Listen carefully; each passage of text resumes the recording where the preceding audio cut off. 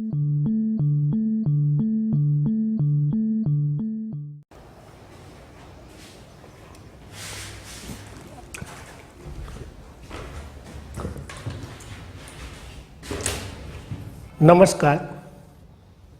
Lesson number 10 मानव कल्याण में सूक्ष्मजीवो। सूक्ष्मजीव मानव कल्याण अर्थे केवी रीते उपयोगी या लेसन में चर्चा हशे। पहलो पॉइंट आप्यो सूक्ष्मजीव विशेनी माहिती आपो। तो सूक्ष्मजीव कोने कहेवाय ए समझवू जरूरी छे। सूक्ष्मजीव क्या आवेला क्या वसेला ए जाणવું જરૂરી છે। અહીં કહે છે વનસ્પતિ અને પ્રાણીઓ ઉપરાંત સૂક્ષ્મજીવો પણ પૃથ્વી પરના જૈવિક તંત્રના મુખ્ય ઘટકો છે। વનસ્પતિ અને પ્રાણીઓ ઉપરાંત સૂક્ષ્મજીવો પૃથ્વી પરના જૈવિક તંત્રના મુખ્ય ઘટકો છે। જીવ વડે રચાયેલું તંત્ર, એમાં વનસ્પતિ પ્રાણીઓ મોટા ઘટકો, સૂક્ષ્મજીવ નાના, નામ જેવા ગુણ સૂક્ષ્મ જીવ। સૂક્ષ્મજીવો સર્વવ્યાપી છે। જમીન, પાણી, હવા, આપણા શરીરમાં, અન્ય પ્રાણી શરીરમાં કે વનસ્પતિ દેહમાં પણ તે જોવા મળે છે। સૂક્ષ્મજીવ સર્વવ્યાપી છે। જમીન, પાણી, હવા, આપણા શરીરમાં, અન્ય પ્રાણી શરીરમાં કે વનસ્પતિ દેહમાં પણ તે જોવા મળે છે। જ્યાં અન્ય જૈવ સ્વરૂપો ન જોવા મળે, તેવા સ્થાને પણ જોવા મળે છે। આ એમસીક્યુ બેટા। જ્યાં અન્ય જૈવ સ્વરૂપો ન જોવા મળે તેવા સ્થાને પણ જોવા મળે છે। ગરમ પાણીના જરામાં ઊંડે જ્યાં 100 સેન્ટીગ્રેડ કરતાં પણ વધુ ટેમ્પરેચર હોય, ગરમ પાણીના જરામાં જ્યાં 100 સેન્ટીગ્રેડ કરતાં પણ વધુ ટેમ્પરેચર હોય ત્યાં તે જોવા મળે છે। એટલે 100 સેન્ટીગ્રેડથી ઊંચા તાપમાનમાં પણ તે જીવંત રહી શકે। ભૂમિમાં ઊંડે જોવા મળે છે। સોઇલ સ્ટ્રક્ચર, ભૂમિનું બંધારણમાં જે જીવ હોય તે સૂક્ષ્મજીવ। અમુક મીટર જાડા બરફના થરમાં પણ તે જોવા મળે છે। અતિ એસિડિક માધ્યમ વાતાવરણમાં પણ તે જોવા મળે છે। તો ફરીથી, જ્યાં અન્ય જૈવ સ્વરૂપો જોવા મળતા નથી તેવા સ્થાનોએ પણ સૂક્ષ્મજીવો જોવા મળે છે। જેવા કે ગરમ પાણીના જરામાં ઊંડે જ્યાં 100 સેન્ટીગ્રેડથી ઊંચું તાપમાન હોય ત્યાં જોવા મળે, ભૂમિના ઊંડા સ્તરોમાં જોવા મળે, અમુક મીટર જાડા બરફના સ્તર રચાયા હોય ત્યાં પણ સૂક્ષ્મજીવ જોવા મળે। અતિ એસિડિક વાતાવરણમાં પણ સૂક્ષ્મજીવ જોવા મળે છે। સૂક્ષ્મજીવ વિવિધ પ્રકારના જેવા કે પ્રજીવ બેક્ટેરિયા, ફંગસ, સૂક્ષ્મદર્શી વનસ્પતિજન્ય વાયરસ, TMV આપણી બુકમાં ફિગર આપેલી છે। સૂક્ષ્મદર્શી વનસ્પતિજન્ય વાયરસ, વિરોઇડ અને પ્રાયોન્સ પણ કે જે પ્રોટીનમય ચેપી કારકો છે એ સૂક્ષ્મજીવોમાં સમાવેશ કરેલ છે।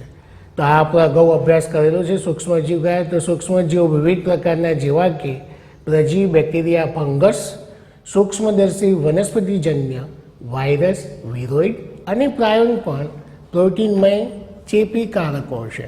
સૂક્ષ્મજીવો જેવા કે બેક્ટેરિયા અને ઘણી ફંગસ એ પોષણયુક્ત માધ્યમમાં તેમની વસાહતોનું નિર્માણ કરે છે। અને વસાહતોનું નિર્માણ કરવા માટે ઉછેર કરવામાં આવે છે। જે નરી આંખે જોઈ શકાય છે, આવા સંબંધિત માધ્યમમાં સૂક્ષ્મજીવોનો અભ્યાસ માટે ઉપયોગી છે. ફરીથી સૂક્ષ્મજીવ કયા? બેક્ટેરિયા અને ફંગસ. બેક્ટેરિયા અને ફંગસ પોષણયુક્ત માધ્યમમાં વસાહતો રચવા માટે ઉછેર કરવામાં આવે. ફરીથી બેક્ટેરિયા અને ફંગસ પોષણયુક્ત માધ્યમમાં તેમની વસાહતો રચવા માટે ઉછેર કરવામાં આવે, જે નરી આંખે જોઈ શકાય. આવા સંબંધિત માધ્યમ સૂક્ષ્મજીવોના અભ્યાસ માટે ઉપયોગી છે.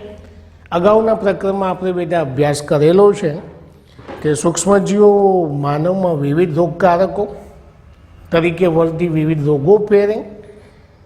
હંમેશ માટે એવું હોતું નથી કે સૂક્ષ્મજીવ રોગકારક જ હોય.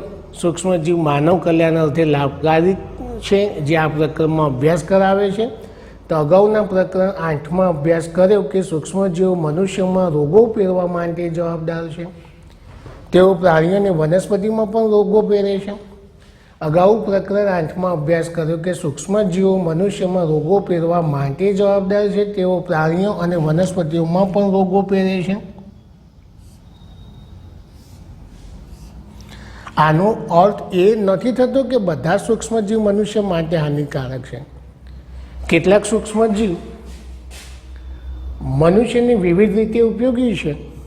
આવા માનવ કલ્યાણ અર્થે સૂક્ષ્મજીવો આ લેસનમાં આપણે ચર્ચા કરીએ છીએ. માનવ કલ્યાણ અર્થે કયા સૂક્ષ્મજીવ ઉપયોગી નીવડે તે આ લેસનમાં ચર્ચા કરેલ છે. સ્ટોપ કરી દે.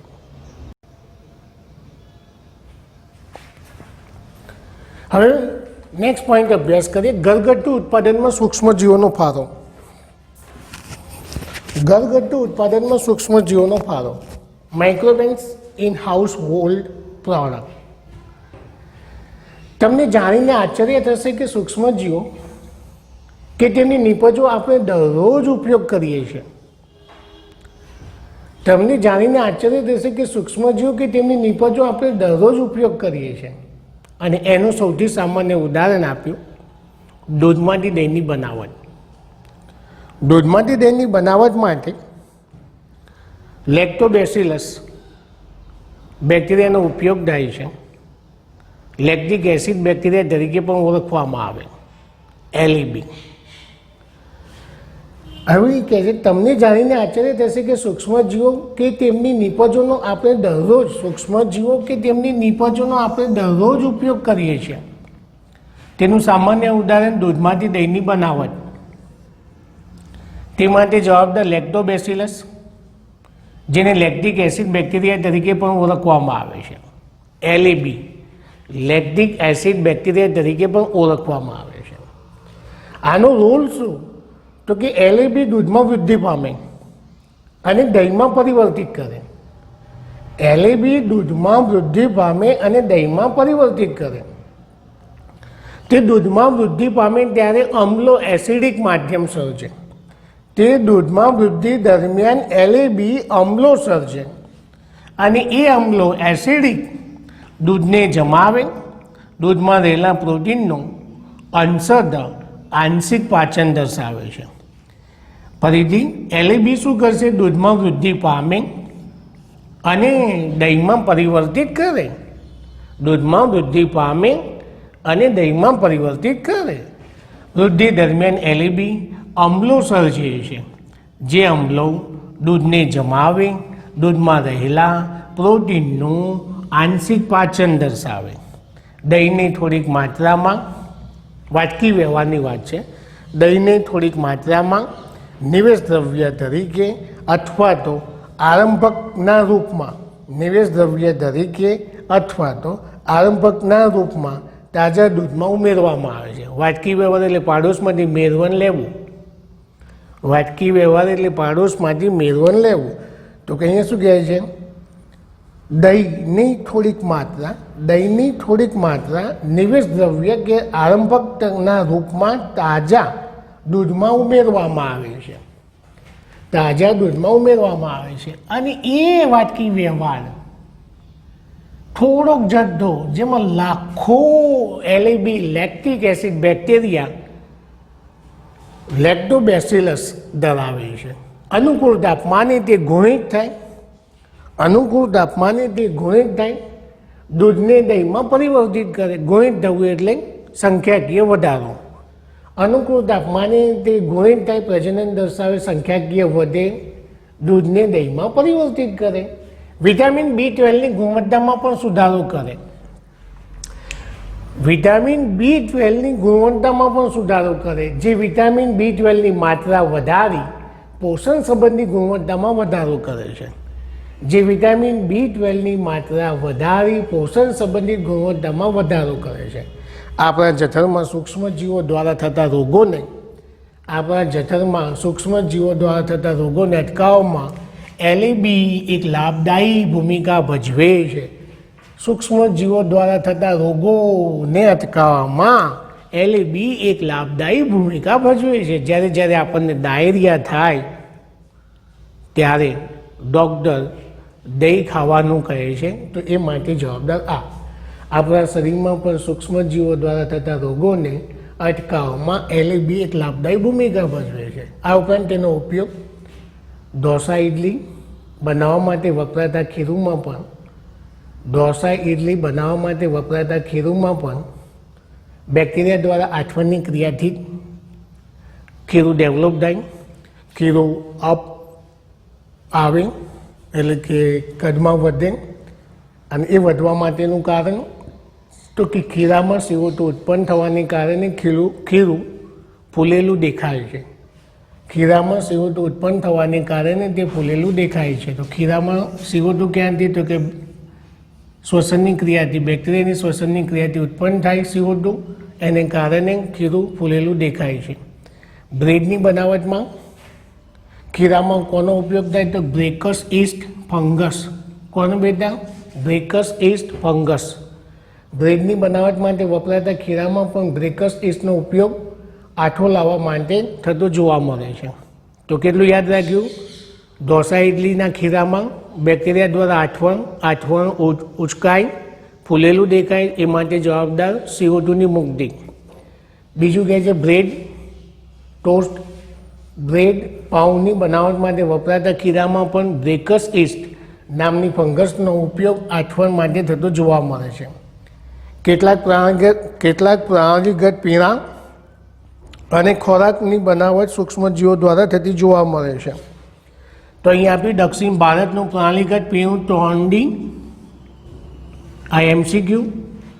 દક્ષિણ ભારતમાં પ્રાણીગત પીણું ટોંડી પામના રસના આઠવણથી મેળવવામાં આવે છે. પામના રસ, પ્લાન્ટ નેમ આપ્યું પામના રસના આઠવણ લાવીને બનાવવામાં આવે છે. તો તમારું પ્રણાલીગત પીણાનો જે પોઈન્ટ છે એ બધી ગયો. કેટલાક પ્રણાલીગત પીણા અને ખોરાક પણ સૂક્ષ્મજીવો દ્વારા આઠવણથી મેળવવામાં આવે. તો પ્રણાલીગત પીણાનું એક જ દ્રષ્ટાંત યાદ રાખવાનું. દક્ષિણ ભારતમાં પ્રણાલીગત પીણું ટોંડી પામના રસમાં આઠવણ લાવીને બનાવવામાં આવે છે. માછલી, સોયાબીન, વાંસને પણ આ રીતે આઠવણની પ્રક્રિયામાંથી પ્રસારિત કરી ખાદ્ય સામગ્રી બનાવાય છે.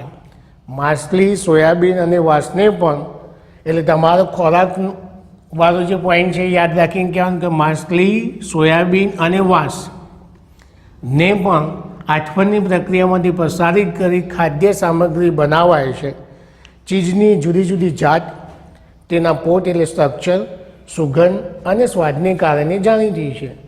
ચીજની જુદી જુદી જાત તેમના પોત, સુગંધ અને સ્વાદને કારણે જાણીતી છે. તો લાક્ષણિકતાઓ થઈ આ. તેમાં વપરાતા સૂક્ષ્મજીવો તે માટે જવાબદાર છે.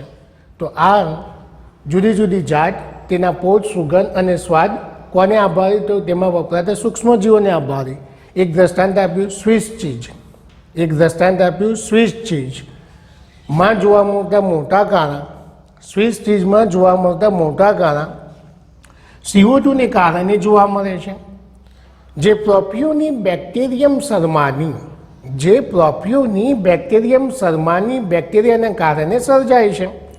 એટલે તમને એમ કહે કે સ્વિસ ચીઝમાં મોટા કારણે શાને આભારી? તો કે CO2ને આભારી. ને CO2 કોણ મુક્ત કરે? તો કે પ્રોપિયોની બેક્ટેરિયમ શર્માની નામના બેક્ટેરિયાના કારણે તે સર્જાય છે.